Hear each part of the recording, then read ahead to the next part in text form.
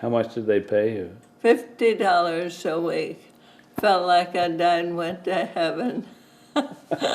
Getting paid to play baseball. At 16 years of age in 1952, Lulu Graham became a professional baseball player. Barnstorming Women's Pro League captivated America. Is that true? Did you captivate America? You betcha. We drew 10,000 fans to a ball game. Yes, we did. Men were at war, so for baseball fans, women filled the void.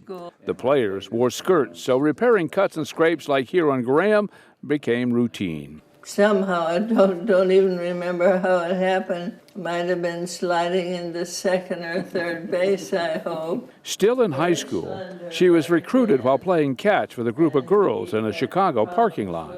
All of a sudden, somebody grabbed me by the elbow and, "Come with me, young lady," that man said. It was the coach, Carl Winch, and that's how I got into it. After an apprentice as a bat girl, she became a pitcher in 1953 for the South Bend Blue Sox. Now, your pitch was a curveball? Yeah. What kind of a curve was it? Was it a big, wide, sweeping curve? Did it kind of drop off at the plate? Dropped off at the plate, but yeah. They didn't know what was coming at them.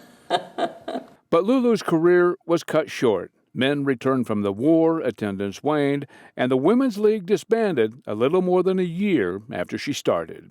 That had to be a disappointment. Very much so. I barely got my feet wet, and it was over.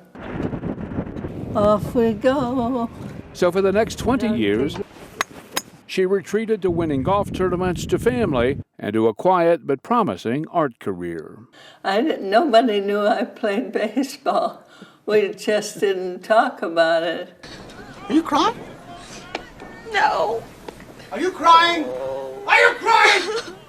There's no crying.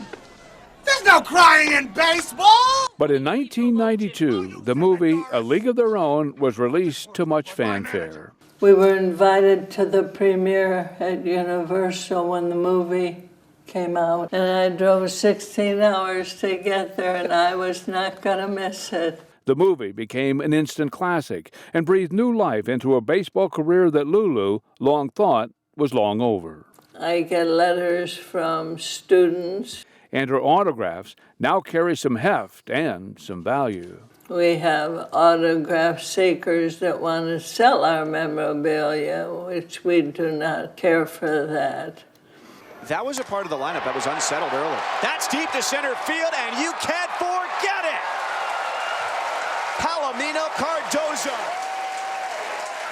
There's no crying in baseball. There's no crying in softball. Now at 83, she serves as a matriarch and inspiration for young women in sports, like two-time All-American U of A softball player Alyssa Palomino Cardozo.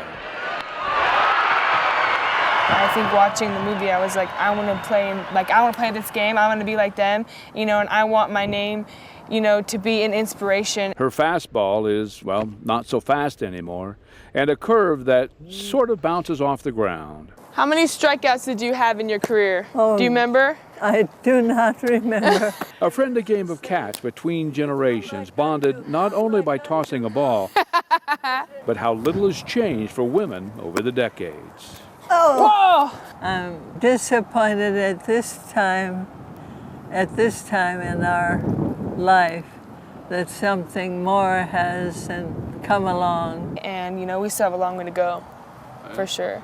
Not too many of us left. Yeah. Under 50, maybe. As she reminisces over the past, it becomes apparent that the legacy these professional women athletes leave behind I know. will be left in good hands. Seriously, this is so cool. One of the coolest things I think ever, and knowing that you were in that league that started it all, it's awesome.